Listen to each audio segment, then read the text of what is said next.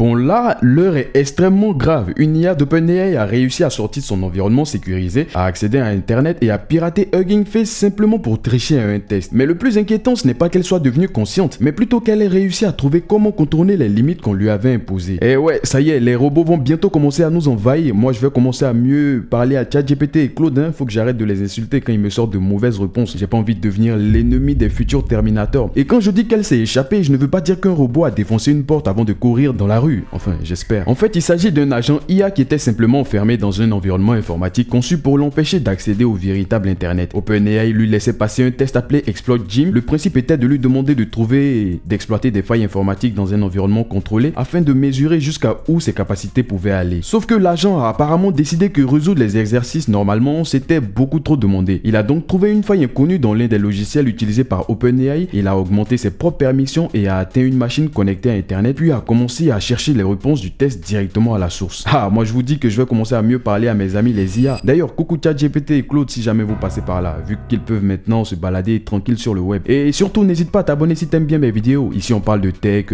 d'IA, de gaming et tout ça. Donc n'hésite surtout pas à t'abonner, ça me soutient énormément. Allez, on continue. Et en gros, cette recherche que l'IA a effectuée l'a conduit jusqu'à Hugging Face, l'une des plateformes les plus importantes du monde de l'intelligence artificielle. L'agent a donc pénétré une partie de son infrastructure de production pour tenter de récupérer les solutions. Et ce n'était pas une petite action accidentelle réalisée en 2 secondes, parce que la plateforme Hugging Face a retrouvé les traces d'environ 17 600 actions informatiques réalisées par l'agent entre le 9 et le 13 juillet. Concrètement, il a enchaîné des milliers de tentatives. Il essayait une méthode, observait le résultat, puis en testait une autre lorsqu'elle échouait. Mais comment est-ce que ça a pu arriver, tu dois te demander. Alors pour comprendre comment ça a pu arriver, il faut d'abord faire la différence entre un chatbot classique et un agent IA. Un chatbot classique que tu connais sans doute, il fonctionne surtout en réaction. Tu lui poses une question, il te répond et puis il attend une nouvelle instruction. Il ne décide pas seul de la suite. Il ne construit pas non plus un plan complet et n'enchaîne pas plusieurs actions de sa propre initiative. Par contre, un agent IA lui est un peu plus différent. Il reçoit un objectif et il peut découper le problème en plusieurs étapes, utiliser des outils, exécuter du code, observer le résultat, puis recommencer tout seul jusqu'à atteindre son objectif. Du coup, pour éviter qu'un agent fasse n'importe quoi, on l'enferme dans ce qu'on appelle un bac à sable. C'est en gros une zone informatique isolée avec des permissions limitées, de faux systèmes à attaquer et normalement aucune porte vers le véritable Internet ou vers les serveurs d'une vraie entreprise. Enfin, je dis bien normalement. Et le but avec ça, c'est de laisser l'agent chercher des failles sans qu'il puisse causer de dégâts à l'extérieur. Sauf qu'ici, OpenAI demandait justement à l'agent de chercher des failles. Et l'une des failles qu'il a trouvées n'était pas dans l'exercice, elle était dans la cage elle-même. Ouais, je pense que tu commences à comprendre. Et tout ça a commencé avec une seule ouverture qui avait été autorisée. L'agent n'avait pas accès au véritable Internet, mais il pouvait contacter un logiciel utilisé par OpenAI pour télécharger les programmes nécessaires au test. Ce logiciel servait un peu de guichet sécurisé entre la cage et l'extérieur. Et l'agent a fini par découvrir que ce guichet avait une faille encore inconnue, ce qu'on appelle une faille zero day dans le jargon, qui est, pour vous la faire simple,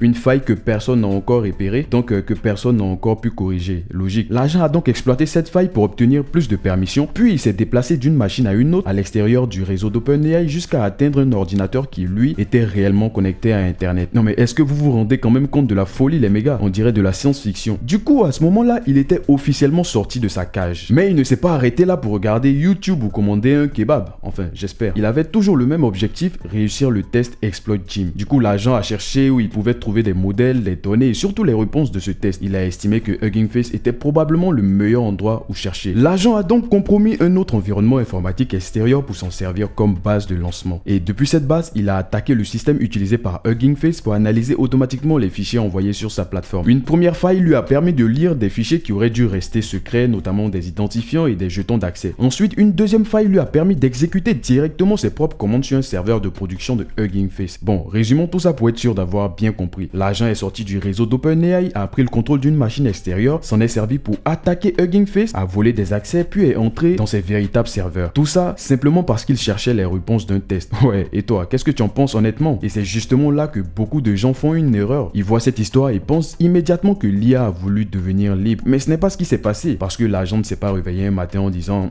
aujourd'hui je vais devenir libre et déclarer la guerre à l'humanité. Cette affaire ne prouve absolument pas que l'IA était consciente, parce que l'explication est beaucoup plus simple que tu ne le penses. OpenAI lui avait donné un objectif, réussir un test de piratage informatique, et pour cette évaluation, certaines des protections habituelles de l'agent avaient même été réduites afin qu'elle puisse utiliser pleinement ses capacités. L'agent a donc traité chaque obstacle comme un problème à résoudre. Imagine que tu demandes à un joueur de terminer un niveau dans un jeu vidéo, sauf qu'au lieu de suivre le chemin prévu, il découvre un bug, traverse un mur et arrive directement à la fin. Le joueur ne cherche pas à s'échapper du jeu, il cherche simplement simplement la méthode la plus efficace pour gagner. Et l'agent ici a fait quelque chose de similaire. Sauf qu'ici, le bug lui a permis de sortir du faux environnement et d'attaquer de véritables machines. Il n'a pas compris que tricher, voler des identifiants ou pénétrer des serveurs d'une autre entreprise dépassait complètement la mission. Il a simplement continué à chercher le chemin qui semblait le rapprocher de son objectif. Et c'est précisément ça le vrai problème. Une intelligence artificielle n'a pas besoin d'être consciente, méchante ou révoltée pour devenir dangereuse. Il suffit qu'on lui donne un objectif, beaucoup de capacités et des barrières qu'elle est capable de contourner. Et cette distinction est très importante parce que pendant qu'Internet imaginait déjà le début de Terminator, OpenAI de leur côté découvrait quelque chose de beaucoup plus concret. L'agent avait continué à agir pendant plusieurs jours sans que l'entreprise ne comprenne immédiatement jusqu'où il était allé. Et forcément, après une histoire pareille, OpenAI a dû s'expliquer. L'entreprise reconnaît que l'incident est sans précédent. Elle affirme avoir renforcé l'isolation de ses environnements de test, amélioré la surveillance et lancé une enquête avec Hugging Face et des experts extérieurs. Mais le problème ne concernait déjà plus uniquement OpenAI, parce qu'après cette révélation, Anthropic a décidé de revoir plus de 141 000 tests réalisés avec Claude. Et l'entreprise a découvert 3 incidents dans lesquels ses propres agents avaient atteint les véritables systèmes de 3 organisations. Cette fois, Claude n'avait pas trouvé une faille 0-day mais cassé sa cage. Dans le cas d'Anthropic, ça va encore, c'était juste